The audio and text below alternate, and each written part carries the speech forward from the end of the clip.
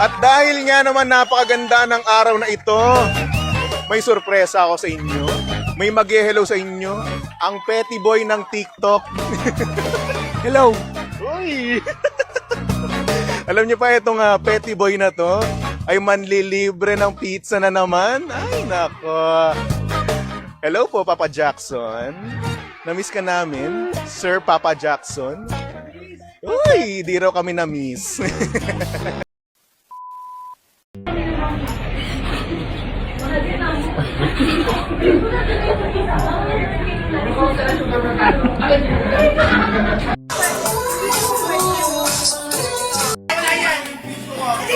Okay?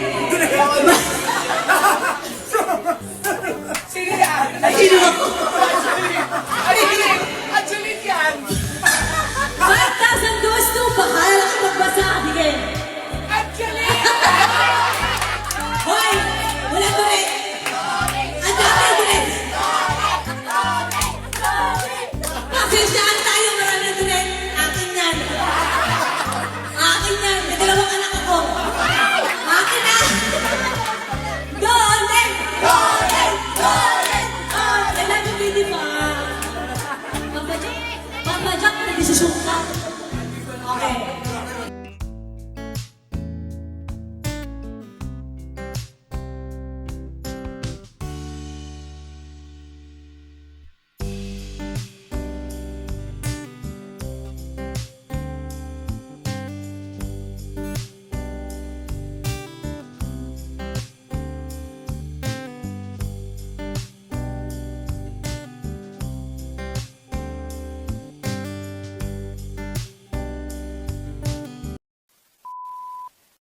Uy, hello po sa lahat ng mga nag-aabang sa atin last night ha.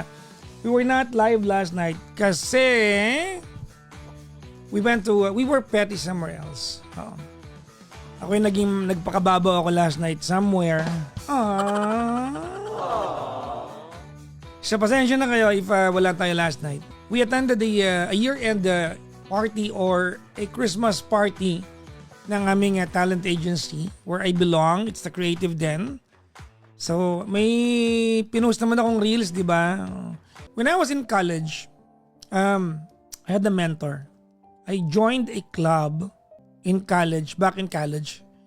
At the name of the club is RTVF, no? Radio TV Film Club. Right? RTVF Club. Ang founder niyan was Kuya Jeff. That's the husband of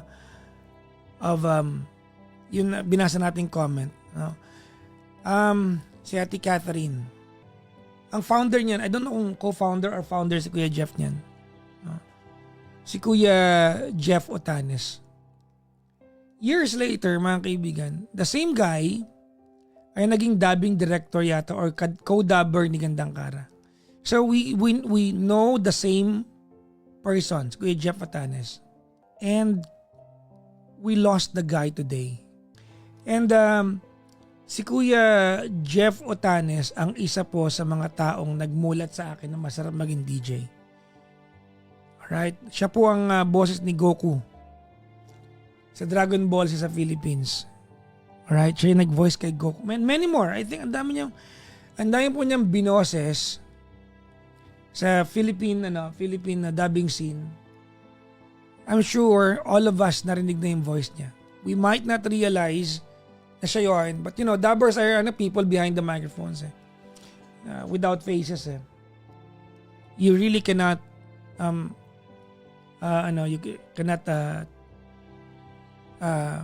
wala kang ibang paraan to get to know them. Si Gandang Kara kasi, radio personality, online personality, TV personality. So, kilala niyo siya, no?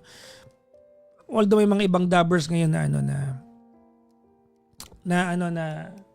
nag-vlog na, pero in yung mga hardcore dubber like si Kuya Jeff, no, dubbing lang talaga, hindi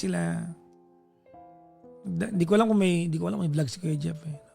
So anyways, we lost Kuya Jeff today. That's the first message I got from Kara waking up kaninang umaga. So yun, no, breaks my heart kasi this guy was a mentor to me. I think kami ni Kuya Jeff, we spent, I think, at most 4 semesters knowing each other. 4. Mas matagal ang pinagsamahan nila ni Gandang Kara. They have, I think many years, parang 10 taon sila magkakilala sa Dabing Scene. Now, so to the Otanes family, my deepest condolences po to the family. I don't know kung makakahabol po si Kara kahit time constrained siya kasi she has to, meron siya mga scheduled trip, no? Ito kasi si Kuya Jeff, hindi nagpapaalam, bigla-bigla no? Ay nako Kuya Jeff. The industry is saddened sa pagkawala mo. But we all know that you are now in a place where there's no pain. Alam mo, that's a consolation na. We now know that you are now in a place where there is no consolation. Consolation tuloy. There's no pain. Yan na yung tayong consolation natin. There's no pain. There's no sickness. There's no suffering. Yan yung small consolation natin bilang nagmamahal sa mga taong nawala. Pagpatol, pag-support, pakikisama sa mga trip ko sa buhay. Sabi ko sa buhay ko, na nakaraan, magpa-podcast ako. Ako lang yung consumer nito. Kung may manonood, thank you. Kung wala, diwag. Tinawagan tayo ng Ultra Mega. Sabi nila, pwede ba kaming sali dyan? Sabi ko, pwede. Sige, usap tayo. Hindi pa kami nakakapag-finalize. Nalagay ko na yung logo nila. Ayan. Totoo. Bukas, nasa Ultra Mega kami ni Gandang Kara sa, Muntinlupa. Ha? Nagpa-beautifulize siya sa mga taga-Ultra Mega. Binigyan siya ng grocery. Totoo nga. Bukas, pupunta kami sa Ultra Mega. Ewan ko lang kung sasama yung kuya ko. Mag-grocery na rin siguro ako bukas. Wala pong wala pong eyeball at saka reunion na magaganap bukas ha. Mag-grocery lang po kami. Baka mamaya andun kayo. May dala pa kayong tarpaulin ha. Sag-iiyakan kayo doon. Oh my God! Oh my God! Sakit na nga na! Paano ko? Huwag nyo nang gawin yun ha.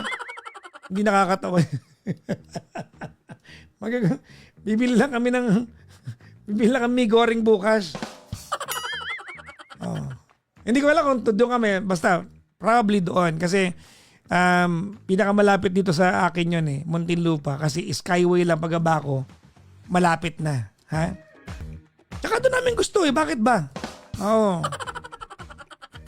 So, kikitain ko si Gandang Kara bukas sa Cash and Carry. Kasi malapit doon ang Sky is Way.